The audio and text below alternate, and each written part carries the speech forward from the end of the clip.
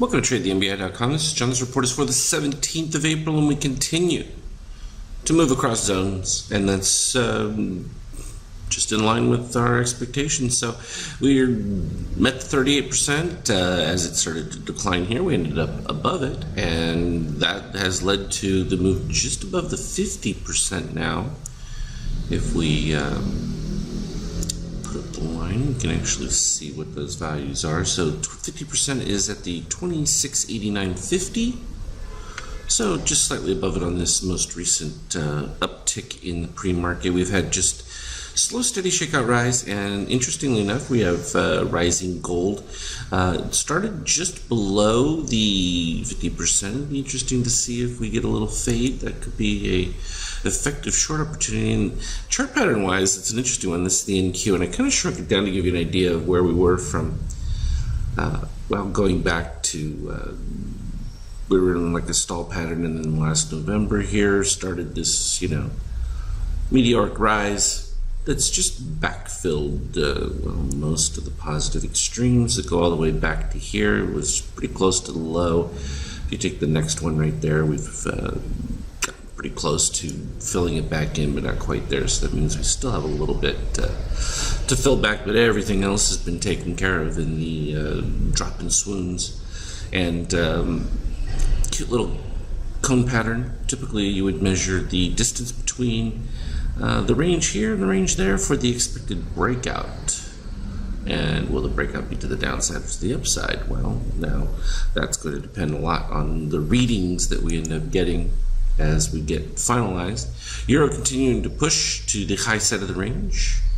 It's been pretty flat, but still elevated, and that's helping the S&P, and it's going to continue to help the S&P. Interestingly enough, the inflation with what we've seen from oil in that should have an impact for rates, which should really put pressure on treasuries. The interesting part about that, though, is flight to quality, people fleeing equities because of the volatility that's going to rise from it. Yeah, we'll see.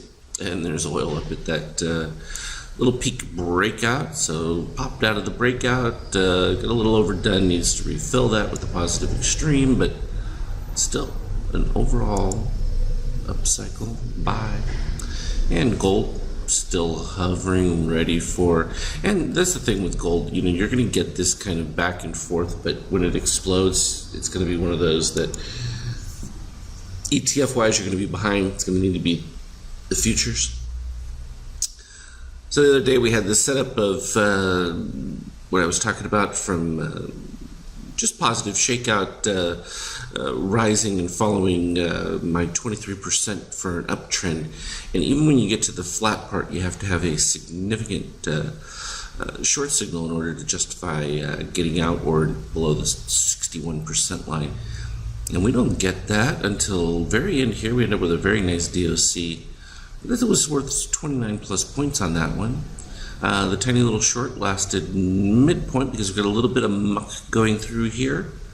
So it was like a point whatever. And then buying, get a couple of buy situations where you went positive shakeout here and held right around that 50% line.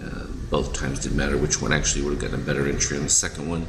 And again, biases to the upside with the rising 23% line and moving along. I mean, that's another 13 plus just from the close of after hours, but this entry from 83 to the 95, so it's 12 something. This was 83.75, so within 3 ticks. That just shows you how flat it was. And they do this accumulation little thing, and then boom, you get your little breakout move.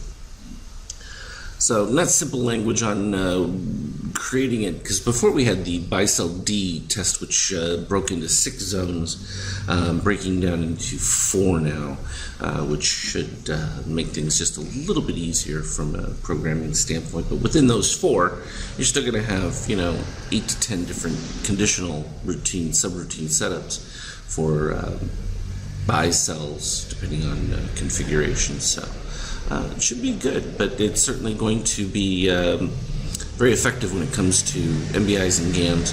Of course, it's something always to point out. MEIs and GAMs over the 50% Fibonacci line are always very effective precursors to additional moves. Sometimes it looks like the bottom is about to fall out, and then boom, they show up, and sure enough, tends to provide support and a new run. This one's just started with its run, so the shakeout continuing to rise on rising gold, which pushed to the highs. Not a surprise with that.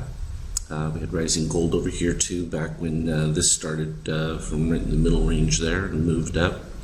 So all in all, pretty effective day, fairly easy. I think that we're still going to be, as things calm down from a world tension standpoint, by as long as those earnings and that can come in, and they're probably going to be quite stellar.